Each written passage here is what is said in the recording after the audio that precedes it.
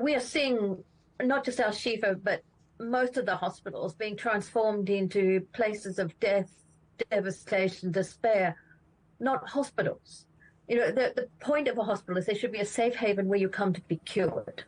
And now there are places that have no food, no water, no power. And Al Shifa, being the most advanced hospital, the one that does the most complex procedures and deals with the most complex conditions in the territory, now has these desperately ill patients whom they can no longer sustain life for because they no longer have the power, the equipment, the means to keep them alive. And we have reports that the babies are said to have died as incubators have stopped working. What more do you know about that? So premature babies can't control the temperature of their body. So one of the things, the reason you have an incubator is you keep a stable temperature, because if the temperature drops, that can be lethal for a baby. And so once your incubator's not working, you have to try to somehow keep them warm. And what they've done is move them to another room, put them close together, tried to wrap them in ways to maintain their body temperature and try to keep the room warm.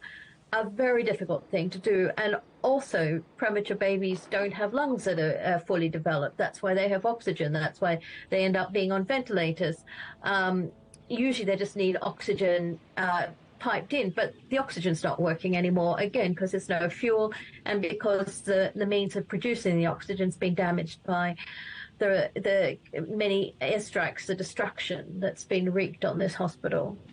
And how about other patients? How are hospitals managing to treat them without enough medical supplies and fuel to run equipment?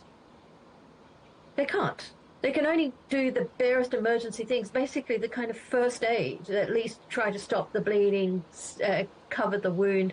But even that's a problem because they lack the clean water, they lack the basic disinfection in order to keep the wounds clean. And once people start to develop infection, they lack the antibiotics. I mean, we have 15 hospitals that are opening their doors now, but they are not really functioning beyond anything beyond sort of the most emergency services. And you've got 27,000 people, and that's just the people who are getting to hospital. They're the ones being counted.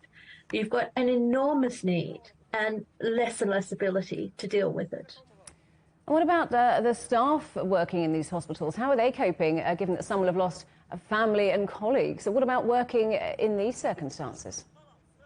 And every minute they fear for the loss of their own lives. The staff in Al Shifa describe how they can't go past the windows for fear of bullets coming through, that they've moved the patients away from the windows into places where they're less likely to be hit by bullets. They don't know from one minute to the next whether they'll be killed. They are terrified. And yet they keep going. And their one motivation is the carer needs their patient. Patients are extraordinary people. I just wish the world would appreciate this and put pressure on the humans who are fighting each other and doing this to the heroes of our world. Margaret, good to talk to you today. Thank you for joining us. That's Margaret Harris from the World Health Organization.